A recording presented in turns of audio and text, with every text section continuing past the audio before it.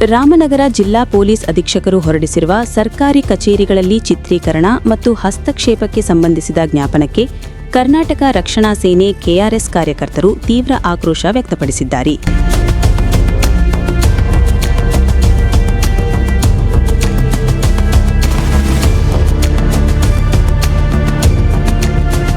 ರಾಜ್ಯ ಪೊಲೀಸ್ ಮಹಾನಿರ್ದೇಶಕರ ಕಚೇರಿ ಹೊರಡಿಸಿದ ಸುತ್ತೋಲೆಯ ನಂತರ ರಾಮನಗರ ಎಸ್ಪಿ ಕಚೇರಿಯಿಂದ ಪಿಎಸ್ಐಗಳಿಗೆ ನೀಡಿರುವ ಈ ವಿಶೇಷ ಜ್ಞಾಪನವು ಭ್ರಷ್ಟಾಚಾರ ಬಯಲು ಮಾಡುವವರ ವಿರುದ್ಧದ ಬೆದರಿಕೆ ಪತ್ರ ಎಂದು ಕೆಆರ್ಎಸ್ ಆರೋಪಿಸಿದೆ.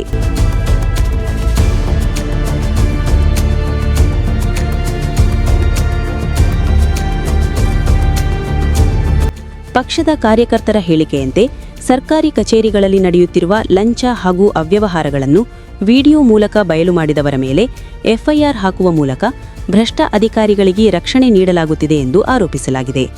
ನಾವು ಸರ್ಕಾರಿ ಕೆಲಸಕ್ಕೆ ಅಡ್ಡಿ ಮಾಡಲ್ಲ, ಭ್ರಷ್ಟಾಚಾರಕ್ಕೆ ಅಡ್ಡಿ ಮಾಡುತ್ತೇವೆ ಎಂದು ಕೆಆರ್ಎಸ್ ಯುವದಳ ಘೋಷಿಸಿದೆ.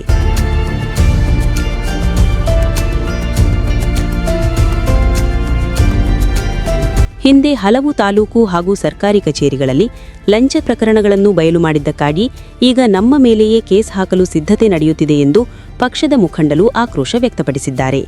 ಈ ಸುತ್ತೋಲೆ ಭ್ರಷ್ಟಾಚಾರ ವಿರೋಧಿ ಹೋರಾಟವನ್ನು ನಿಗ್ರಹಿಸುವ ಪ್ರಯತ್ನವೆಂದು ಕೆಆರ್ಎಸ್ ಹೇಳಿದ್ದು, ಎಫ್ಐಆರ್ ಬೆದರಿಕೆ ಎದುರಾದರೂ ಹೋರಾಟವನ್ನು ನಿಲ್ಲಿಸುವುದಿಲ್ಲ ಎಂದು ಎಚ್ಚರಿಕೆ ನೀಡಿದೆ. ರಾಜ್ಯದಲ್ಲಿ ಈ ವಿಷಯ ಈಗ ಭಾರೀ ಚರ್ಚೆಗೆ ಕಾರಣವಾಗಿದೆ. ಮುಂದಿನ ದಿನಗಳಲ್ಲಿ ಇದರ ಪರಿಣಾಮ ಹೇಗಿರುತ್ತದೆ ಎಂಬುದು ನೋಡಬೇಕಾಗಿದೆ.